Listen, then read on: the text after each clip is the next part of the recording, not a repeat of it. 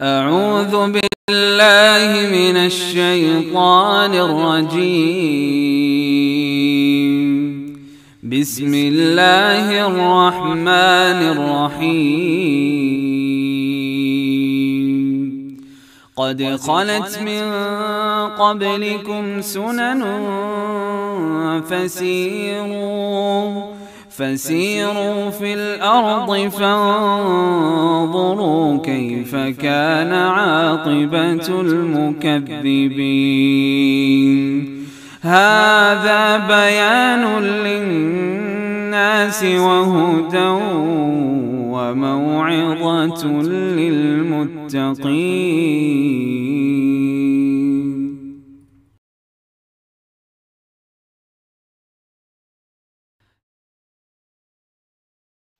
السلام علیکم ورحمۃ اللہ وبرکاتہ. پارہ نمبر 13. نحمدہ ونصلی علی رسولہ الکریم. اما بعد فاعوذ باللہ من الشیطان الرجیم. سورۃ یوسف کا کنٹینیوشن ہے. حضرت یوسف علیہ السلام کی بے گناہی ثابت ہو گئی. پارے کی پہلی ہی آیت نمبر 53 اس بات کی خبر دیتی ہے کہ انسان کے نفس کے اندر خود کو بڑا بنانے کا شوق ہوتا ہے. اپنی طبیعت کے اعتبار سے نفس ہمیشہ برائی کی دعوت دیتا ہے، لیکن جنہوں نے عبادات اور اطاعت کے ساتھ اس نفس کو دبا لیا ہو، ایسے لوگوں پر اللہ کا خاص رحم ہے. حضرت یوسف علیہ السلام نے ہر طرح کے ماحول میں اپنے آپ کو پاک رکھا. آج میرے آپ کے کرنے کا بھی یہی کام ہے. آج کے دور میں پیرنٹنگ کا جو عمومی سٹائل دکھتا ہے، اس میں بچوں کے نفس کو ابھارا جاتا ہے. بہت بچپن میں ہی ان سے ان کی پسند ناپسند پوچھی جاتی ہے اور ایک قسم کا ان سے خوف کھایا جاتا ہے. وقت کے ساتھ ساتھ ان کا نفس اتنا موٹا ہو جاتا ہے کہ وہ بڑے ہو کر اپنے ماں باپ کی پھر چوز کی ہوئی چیزوں کو پسند نہیں کرتے. اور آپ دیکھ لیجئے کہ اگر نفس پہ قابو ہو تو اس سے کتنی اخلاقی خوبیاں پیدا ہوتی ہیں. اس سے میں قابو بھی آئے گا، بات چیت کا انداز بھی اچھا ہوگا. تو ہمیں ہر ممکن کوشش کرنی چاہیے کہ اپنے نفس کو دبائیں. ہر وقت جو چاہا کھا لیا، نفس موٹا ہوگا. جب دل چاہا سو گئے، جو چاہا پہن لیا، یہ سب چیزیں نفس کو بڑا کر دیتی ہیں. اللہ کے نبی صلی اللہ علیہ وسلم نے فرمایا، تم اس مہمان کے بارے میں کیا کہو گے کہ جس کی جتنی عزت کی جائے وہ اتنا ہی زیادہ تمہیں رسوا کرے، اور اگر ذرا سا تم اس کو کھینچ کے رکھو تو وہ ٹھیک رہے. تو لوگوں نے کہا کہ یہ تو بڑا برا مہمان ہے. تو آپ نے فرمایا کہ آپ کا نفس ایسا ہی مہمان ہے. تو ہر ممکن کوشش کیجئے سیلف کنٹرول بھی ہو اور اپنے بچوں کو بھی کنٹرول کیجئے.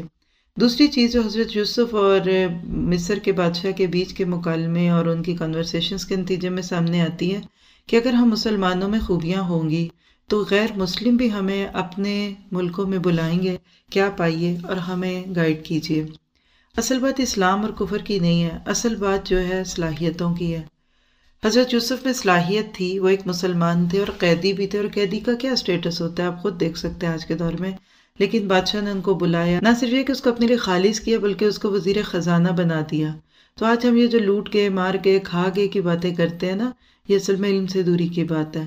اگر ہم ایک اسلامک اکنامک کو پڑھیں اور وہ سیکھے ہوں تو یقین کیجئے کہ اسلام کے پاس آج کے دور کے اکنامیکل پرابلمز کا حل بھی ہے. آج لوگ خود اپنے ملکوں میں پریشان ہیں، ہر وقت کی کرنسی کی فلکچویشن ہے اور کہیں ان کی ویلیو کم ہوتی ہے، کبھی زیادہ ہوتی ہے. تو اسلام سٹیبلٹی سکھاتا ہے. تو یوسف علیہ السلام نے یہ کر کے دکھایا، آج مجھے آپ کو کرنے کی ضرورت ہے.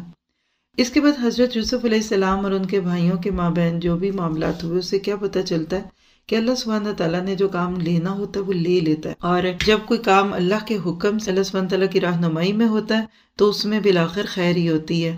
پھر اس میں نظر بد کی بھی بات ہوئی آیت نمبر 67 میں کہ انسان کوشش تو کرے، ماشاء اللہ کہے، اللہم بارک لہم کہے، لا حول ولا قوت الا باللہ کہے، تو نظر بد نہیں لگتی. اور بہت زیادہ ڈسپلے بھی نہیں کرنا چاہیے.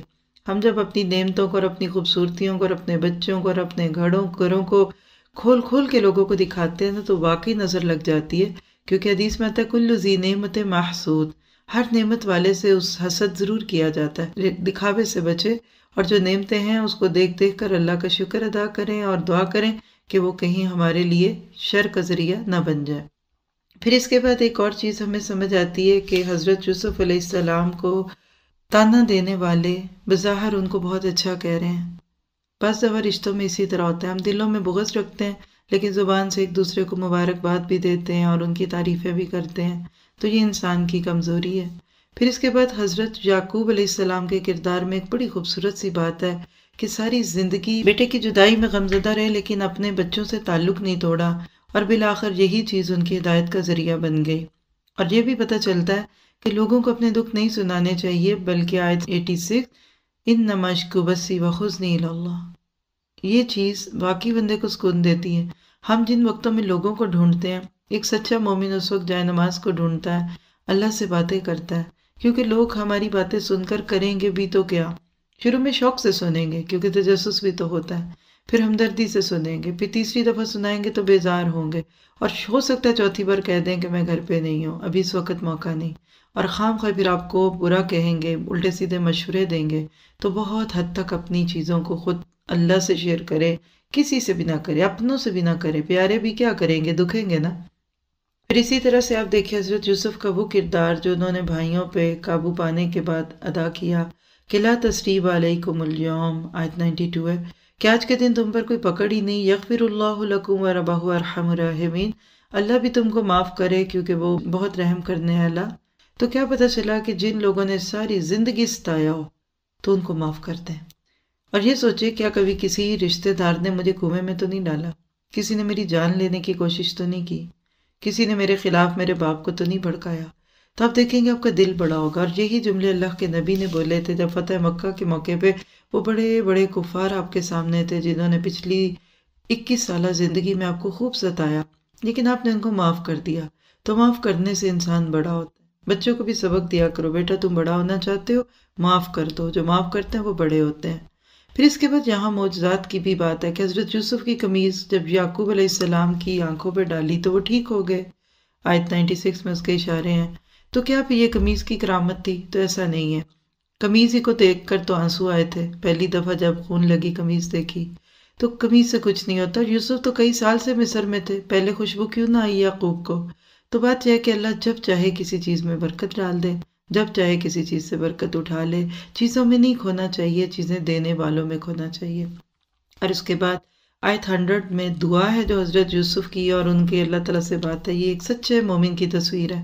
سب کچھ مل گیا تو اللہ سے اقرار کرتے ہیں کہ میرے مالک تو نے مجھے سب کچھ دے دیا، حکمت بھی دے دی، نبوت بھی دے دی، بادشاہت بھی دے دی، اب بس تو مجھے اپنی دوستی دے۔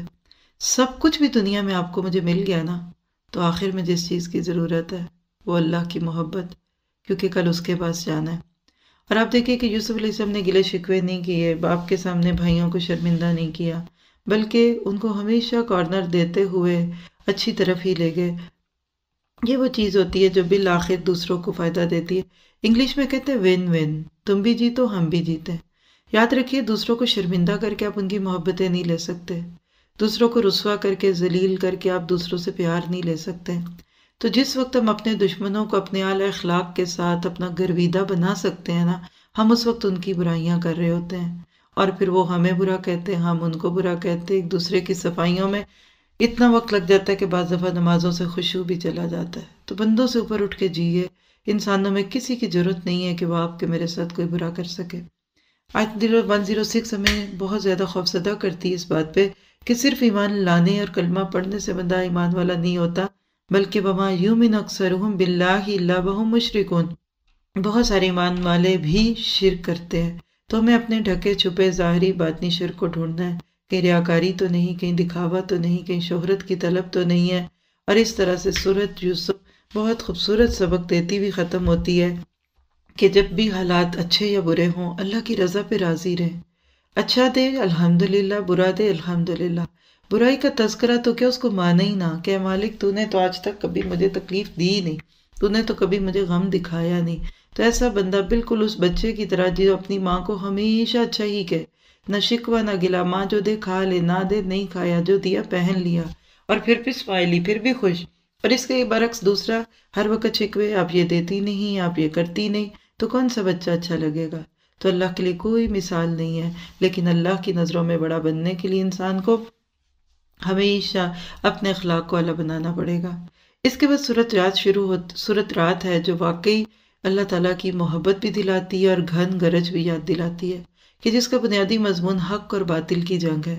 میں اور آپ اس دنیا میں آج اسی جنگ سے ہی گزر رہے ہیں۔ آپ اللہ کے بننا چاہتے ہیں، لوگ آپ کو اپنی مرضی کا بنانا چاہتے ہیں، تو یہ صورت شروع میں اللہ تعالیٰ کی توحید اور کائنات میں پھیلی ہوئی نشانیوں پہ غور کرواتی ہے۔ کبھی سوچا تم نے ایک ہی پانی ملتا ہے اور کہیں سے میٹھے آم نکلتے ہیں، کہیں سے کڑوے کریلے نکلتے ہیں، کیوں ہوتا ہے؟ یسقیٰ بماء واحد، آیت 4 میں آتا ہے۔ تو یہ اللہ کی قدرت ہے جو دن رات ہمیں مسحور کرتا رہتا ہے۔ پھر آیت نمبر 11 میں تو واقعی انسان ڈوب کے رہ جاتا ہے کہ ان اللہ لا یغیر ما بقوم حتی یغیروا ما بانفسہم، خدا نے آج تک اس قوم کی حالت نہیں بدلی، نہ ہو خیال جس کو اپنی حالت کے بدلنے کا۔ شعر تو ٹھیک نہیں ہوگا لیکن بات صحیح ہے، جب تک حالت نہیں بدلیں گے ہمارے حالات نہیں بدلیں گے۔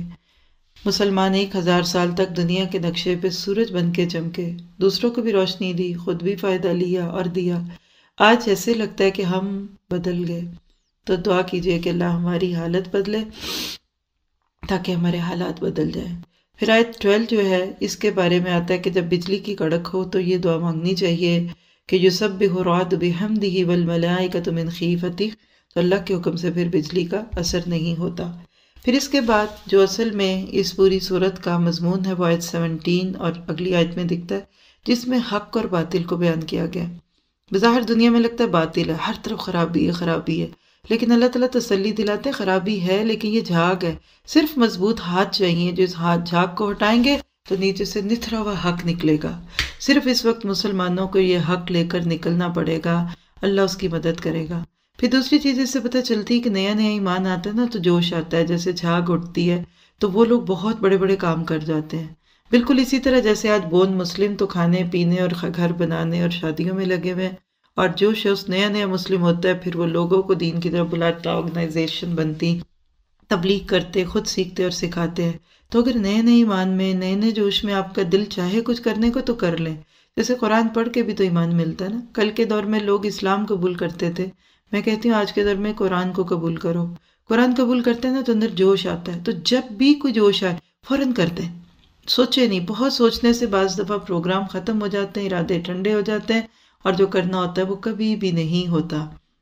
اس کے بعد جنت کی کچھ جھلکیاں ہیں 22 اور اس سے آگے، جس میں یہ بتا دیا کہ جنت میں جانے کے بعد ایک دوسرے کو فائدہ دیا جائے گا۔ ماں باپ اگر اوپر کی جنت میں ہیں تو بچوں کو اوپر بھیج دیا جائے گا، لیکن کم از کم انسان خود کوشش کر کے جنت تک پہنچنے کے کام تو کر چکا ہو۔ اگر شرک ہوگا، اگر کبائر ہوں گے، اگر اللہ کی عبادات کا انکار ہوگا تو پھر چاہے بچوں کو حافظ بھی بنا لیا تو پھر ان سے امید نہیں رکھنی۔ اور پھر ایک لمبی لسٹ ہے کہ کون کون سے کام کرنے پڑیں گے جنت میں جانے کے لیے۔ میرا خیال ہے وہ ہم سب کو پتہ ہے، بس اب تو دعا کی ضرورت ہے کہ اللہ توفیق دے دے۔ آیت 28 بڑی پیاری آیت ہے، الا بذکر اللہ تطمئن القلوب، اللہ کی یاد میں دلوں کو سکون ہے۔ آج انسانیت اس اطمینان کے پیچھے بھاگ رہی ہے۔ آج آپ دیکھیے کہ دنیا کی چیزیں تو ہیں، سامان آسائش تو ہیں، لیکن سکون نہیں ہے، خوشی نہیں ہے۔ اسلام جب سچا مذہب بن کے ابھرتا ہے نا تو پیس بھی دیتا ہے اور پراسپیرٹی بھی دیتا ہے، لیکن آج آپ دیکھ رہے ہیں کہ دنیا میں بہت کچھ پانے کے باوجود لوگ بے چین ہے، پریشان ہے، ٹینشن ہے، ڈپریشن ہے، تو اس کا علاج ذکر۔ کہتے ہیں کہ کافر کو ڈپریشن ہوتا ہے تو لیکر شاپ کی طرف جاتا ہے، مومن کو ڈپریشن ہوتا ہے تو ذکر شاپ کی طرف جاتا ہے۔ اور ذکر شاپ کیا ہے؟ جہاں لوگوں کو اللہ سے جوڑا جاتا ہے۔ اللہ تعالیٰ ہمیں ایسے مدرسوں سے جوڑ دے جو ہمیں قرآن اور سنت کا سچا پانی دے اور جس سے ہمارے مردہ دل ہرے ہو جائیں۔ پھر اس کے بعد اللہ کے نبی کے مذاق اڑائے جانے کی بات آیت 32 میں آتی ہے، جس سے پتہ چلتا ہے کہ کسی کے دین کی سچائی کا اظہار اس بات سے ہوتا ہے کہ وہ دین کے لیے مذاق کتنا اڑوا سکتا ہے۔ یہ ایسی ٹیسٹ ہے۔ بہت سارے لوگ صرف مذاق اڑائے جانے کے ڈر سے دین کے حکموں پہ عمل نہیں کرتے۔ کئی بچیاں داڑھی نہیں رکھیں گے، کیوں؟ مذاق ہوگا۔ کئی بچیاں حجاب اور نقاب سے دور ہیں، لوگ مذاق کریں گے، تو اللہ کے رسولوں کا مذاق اڑایا گیا، میرا آپ کا کوئی اڑا بھی لے گا تو کیا فرق پڑے گا۔ آیت نمبر 39 تقدیر کی کچھ گتھیوں کو سلجھاتی ہے۔ حقیقت ہے کہ یہ موضوع سننے کے لائق ہے، اس پہ 3-4 مختلف لیکچر موجود ہیں، اللہ کرے کہ ہم اس سے فائدہ اٹھا سکیں۔ اور اس کے بعد پھر اللہ تعالیٰ نے سورت کے اینڈ پہ بتا دیا کوئی بھی کچھ کر لے کوشش، لیکن جب تک اللہ نہ چاہے کسی کا بال کبھی کا نہیں ہوگا۔ سورت ابراہیم اندھیروں سے روشنیوں میں نکالنے والی سورت ہے، نام کی طرح پیغام بڑا خوبصورت ہے کہ لِتُخْرِجَ النَّاسَ مِنَ الظُّلُمَاتِ إِلَى النُّورِ، اندھیروں سے روشنیوں میں لے آؤ۔ اور یہ کیسے ہوگا؟ قرآن کے نور سے ہوگا۔ ہم نے اس ٹارچ کو بند کر دیا یا اس پہ کپڑا ڈال دیا تو لوگ اندھیروں میں بھٹکیں گے، اور پورے یقین سے کہہ سکتی ہوں کہ آج کے دور میں انسانیت بھٹک رہی ہے اور ہم مسلمانوں نے اس کتاب کو کئی پردوں میں چھپا دیا، خود تک نہیں جانتے۔ اور یہاں نوٹ کیجئے گا آیت نمبر 3 میں ان لوگوں کو کافر کہا گیا جو دنیا کی محبت میں کھو گئے۔ یہ کون سا کفر ہے؟ یہ ناشکری ہے، نافرمانی کا کفر ہے۔ تو صرف دنیا کے پیچھے کھو جانا اور آخرت کو چھوڑ دینا، یہ انسان کے لیے محرومی کی بات ہے۔ پھر پچھلے انبیاء کے قصوں کے ہلکے پھلکے اشاروں کے بعد جس بات کا یقین دلا دیا گیا وہ کیا ہے کہ توکل اللہ پہ کرو اور اسی سے مدد مانگو، اور جو اس راستے میں تکلیفیں آئیں اس پہ صبر کرو۔ اور آیت 14 سے پتہ چلتا ہے کہ جب لوگ اللہ کے بن جاتے ہیں تو اللہ تعالیٰ ان کو واقعی خوف سے امن میں ڈھال دیتا ہے، اور رسولوں کو جو دھمکیاں ملی تھی اس کے باوجود بھی اللہ نے ان کی مدد کی۔ آیت 15 سے اگلی چند آیات جہنم کا بہت تلخ منظر پیش کرتی ہیں۔ اللہ تعالیٰ ہم سب کو جہنم سے بچا دے۔ اس کے بعد بڑی اہم آیت جو ہے وہ آیت 22 ہے۔ شیطان کی تقریر کا ذکر ہے جو میدان حشر میں کرے گا، اور وہاں سب کی امیدوں پہ اوس پڑ جائے گی۔ جو ساری زندگی شیطان کا نام لے لے کے گناہ کرتے رہے، ذرا سوچئے کیا بنے گا جب شیطان اس وقت کہہ دے گا کہ فَلَا تَلُومُونِي وَلُومُوا أَنفُسَكُمْ، آج مجھے ملامت نہ کرو، خود کو ملامت کرو، میں نہ تمہیں بچا سکتا ہوں نہ خود کو۔ تو سوچئے گا کہ وہی پتے ہوا دینے لگے جن پہ تکیہ تھا، تو ذمہ داری اپنے گناہوں کی خود بھگتنی پڑے گی۔ آیت نمبر 24 اور اس کی اگلی آیات میں بندہ مومن اور اسلام کو ایک درخت سے تعبیر کیا گیا۔ حقیقت ہے کہ ایمان بیج کی طرح دل میں اللہ کی محبت ڈالنے سے آتا ہے، پھر توکل، شکر، تعلق باللہ کی جڑیں بنتی ہے، پھر وہاں سے عبادات کا تنا بنتا ہے، نماز، روزہ، حج، زکوٰۃ ایک پلر کی طرح عبادات پختہ ہوتی ہیں، پھر آگے ٹہنیوں کی صورت میں معاملات خوبصورت ہوتے ہیں، پھر اخلاق کے پتے لگتے ہیں، اور اس کے بعد مومن ایک پھلدار درخت کی طرح لوگوں کو پھل دیتا ہے۔ ایک مومن کو دیکھ لیجئے اور ایک درخت کو دیکھ لیجئے، دونوں سیم کام کرتے ہیں۔ معاشرے کی برائی کو دور کرتا ہے مومن، تو درخت آکسیجن دے کے کاربن لے لیتا ہے۔ درخت کو کوئی پتھر مارے تو وہ پھل پھینکتا ہے۔ مومن بھی اسی طرح سے فارگیونگ اور فارگیٹنگ ہوتا ہے۔ اس پہ بھی بہت غور و فکر کی ضرورت ہے۔ ان آیات پہ لیکچرز بھی ہیں اور تفسیر اس کی سن سکیں تو حقیقت میں اس میں بہت کچھ ہے۔ اس کے برعکس کلمہ خبیثہ جو ہے یہ انسان کو کبھی فائدہ نہیں دیتا، اور قبر میں جو چیز انسان کو منکر نکیر کے سوالوں پہ جمائے گی وہ اللہ پر ایمان اور توکل ہے۔ یثبت اللہ الذین آمنوا، اللہ تعالیٰ اس کی توفیق دے۔ پھر اس کے بعد دوبارہ نعمتوں کا تذکرہ کر کے بتا دیا وَإِن تَعُدُّوا نِعْمَتَ اللَّهِ لَا تُحْصُوهَا، آیت 34 میں، کہ تم اللہ کی ایک نعمت گننا چاہو تو وہی نہیں گن سکتے۔ آپ دیکھیں صرف آنکھ کی نعمت پہ غور کرنا شروع کر دے، ہم اس کا حق نہیں ادا کر سکتے، باقی چیزوں کو کہاں دیکھیں۔ اور اس کے بعد سورت کے اگلے حصے میں حضرت ابراہیم کی خوبصورت دعائیں اور کوششیں اور ہجرتیں۔ کیا پتہ چلتا ہے کہ جب انسان کوشش کرتا ہے، اللہ کے گھر بناتا ہے، اللہ کے دین کو آباد کرتا ہے، ساتھ ساتھ دعائیں کرتا ہے، تو اس کا اثر کیا ملتا ہے؟ ان کو آنے والے لوگوں کے لیے مشعل راہ بنا دیتا ہے۔ اللہ تعالیٰ مجھے آپ کو اسی کی توفیق دے۔ اور سورت کے آخر میں پھر جہنمیوں کے تذکرے کے بعد ہم سب کو دعوت دی کہ ھذا بلاغ للناس ولینذروا بہ، یہ ہے پہنچانے والی چیز، یہ کتاب لوگوں تک پہنچا دو اور اس کے ذریعے ڈرا دو اور بتا دو کہ لا الہ الا اللہ، اس سے ہی لوگ نصیحت لیں گے۔ اللہ تعالیٰ مجھے آپ کو اسلام کی روح دے، لوگوں کو ہم قرآن سے جوڑ سکے اور بہترین طریقے سے عمل کریں۔ پارے میں بے شمار چیزیں عمل کی تھی، لیکن چند بڑی بڑی باتوں کو اگر ہم دیکھ لیں تو اللہ کی رحمت سے مایوس نہیں ہونا، زندگی کے اتار چڑھاؤ میں اپنے آپ کو سنبھال کے رکھنا ہے، نفس کو موٹا نہیں کرنا، نفس کو کنٹرول میں رکھنا ہے، ذمہ داری لینے دینے سے پہلے چیک کرنا ہے کہ مجھے وہ کام کرنا آتا ہے کہ نہیں، اور تدبیر کے طور پر ہر کوشش کرنی ہے لیکن توکل اور بھروسہ اللہ پہ کرنا ہے۔ اطمینان قلب کے لیے اللہ کا ذکر کثرت سے کرنا ہے اور خود کو لوگوں کے فائدے کا بنانا ہے، نیکی کے کاموں میں بڑھ چڑھ کر حصہ لینا ہے اور برائیوں سے خود کو روکنا ہے، اور اپنے اخلاق کو چیک کرنا ہے کہ کیا واقعی میرا اخلاق اس قابل ہے کہ لوگ مجھ سے فائدہ اٹھا سکے، اور دشمنوں کو شرمندگی سے بچانا ہے اور اس قرآن کو ہر دل تک پہنچانا ہے۔ اس بارے کی جو تدبر کی آیت تھی وہ تھی سورۃ رات کی وہ آیت کہ جس نے واقعی مجھے آپ کو اپنے ایمان کا ٹیسٹ لینے پر مجبور کر دیا، آیت 17، انزل من السماء ماء۔ تو اپنے آپ کو چیک کریں گے کہ کیا میرے اندر ایمان ہے اور کیا میں اس وحی میں سے زیادہ حصہ اخذ کرتی ہوں یا کم۔ اللہ تعالیٰ عمل کی توفیق دے۔ اس میں حق اور باطل کا فرق بتایا گیا، اور حقیقت ہے کہ نیا ایمان بہت جوش والا ہوتا ہے۔ اللہ تعالیٰ مجھے آپ کو حقیقت میں ایسا جھرنا اور ایسی بارش بنا دے کہ جو انسانیت کے نفع کی بن جائے، اور ہم اپنے لیے بھی کچھ ایسے کام کر لیں اور اپنے بعد والوں کے لیے بھی جو ہمیں اللہ کے ہاں سرخرو کر دیں۔ آپ غور کریں گے بہت کچھ ملے گا۔ ان آیتوں کی تفسیر بھی ہے اور ان پہ لیکچرز بھی ہیں جو واقعی انسان کو اپنا مقام پہچاننے میں مددگار ہوتے ہیں۔ اللہ تعالیٰ وقت میں برکت دے۔ سبحانک اللہم و بحمدک، اشہد ان لا الہ الا انت، استغفرک و اتوب الیک۔ السلام علیکم ورحمۃ اللہ وبرکاتہ۔ أعوذ بالله من الشيطان الرجيم. بسم الله الرحمن الرحيم. قد خلت من قبلكم سنن فسيروا في الأرض فانظروا كيف كان عاقبة المكذبين.